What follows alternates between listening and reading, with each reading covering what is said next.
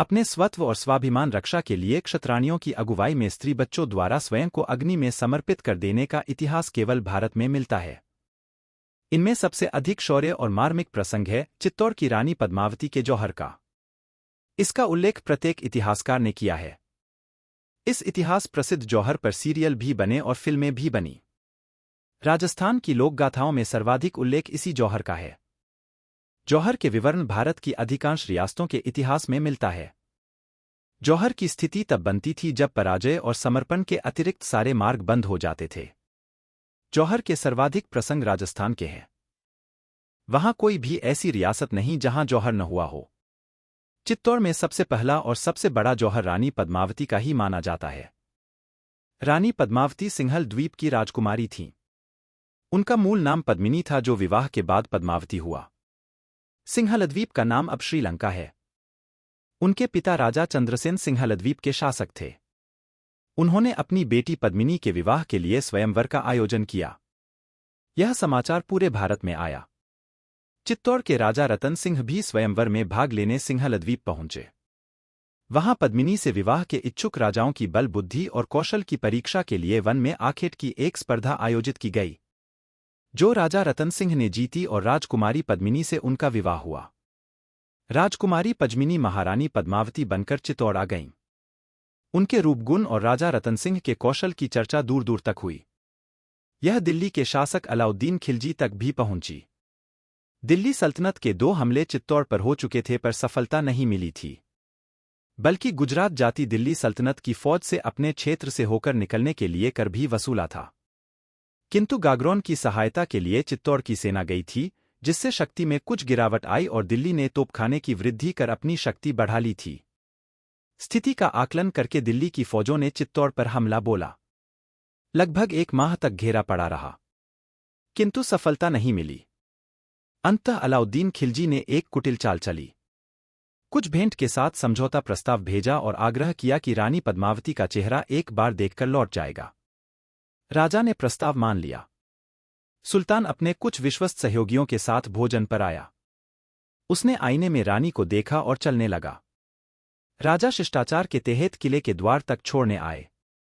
सुल्तान अलाउद्दीन बहुत कुटिल था। वह किले में भीतर जाते समय द्वार पर कुछ सुरक्षा सैनिक छोड़ गया था।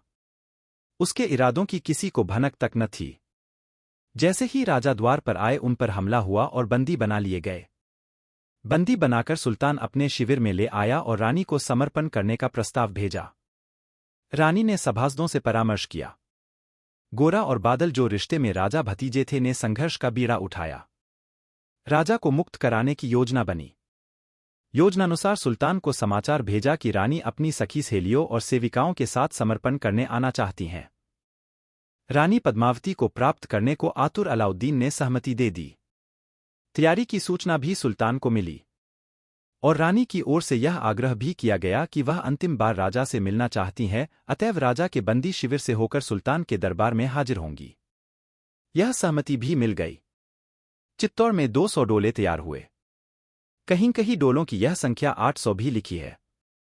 कुछ में तो दिखावे के लिए महालाएं थीं, पर अधिकांश में लड़ाके नौजवान थे जो अपने राजा को कैद से छुड़ाने का संकल्प लेकर जा रहे थे। अंततः शिविर के कैदखाने के समीप जैसे ही ये डोले पहुंचे, सभी सैनिक डोले पालकी से बाहर आए। यह छापामार लड़ाई थी जो गोरा बादल के नेतृत्व में लड़ी गई।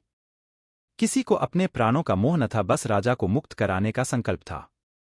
इन सभी का बलिदान हो गया, पर राजा मुक्त होकर सुरक्षित किले में पहुंच गए। यह 22 अगस्त 1303 का दिन था।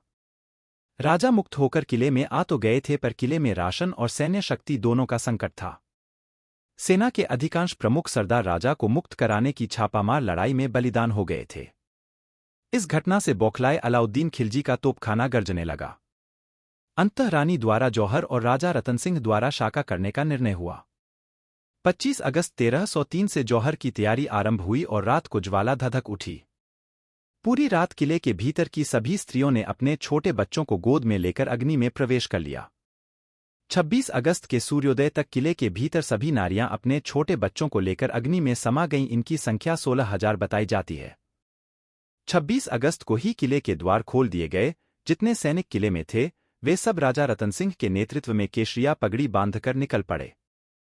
भीषण युद्ध हुआ पर यह युद्ध दिन के तीसरे तक ही चल पाया। राजा रतन सिंह का बलिदान हो गया। इस प्रकार 26 अगस्त को राजा ने अपने स्वत्व और स्वाभिमान रक्षा के लिए अंतिम श्वास तक युद्ध किया। वहीं रानी पद्मावती ने 16,000 स्त्री और बच्चों के साथ स्वयं को अग्नि में समर्पित कर दिया। इसके बाद अलाउद्दीन खिलजी किले में घुसा। उसे चारों ओर जलती अग्नि और राख के घेर मिले। उसने किले में कत्लेआम का आदेश दिया। अलाउद्दीन खिलजी के इस अभियान का वर्णन अमीर खुसरो की रचना खजाइनुल फुतूह तारीख़-ए-अलाई में मिलता है। इस विवरण के अनुसार खिलजी की फौज ने एक ही दिन में लगभग 30,000 लोगों को मौत के घाट उतार दिया था। अलाउद्दीन खिलजी ने अपने बेटे खिज्र खां को चित्तौड़ का शासक नियुक्त किया और चित्तौड़ नाम खिजराबाद कर दिया था। रानी पद्मावती का जौहर स्थल आज भी चित्तौड़ में स्थित है। वहां लोग जाते हैं, श्रद्धा से शीश झुकाते हैं तथा रानी को सती देवी मानकर अपनी इच्छा पूर्ति की प्रार्थना करते हैं।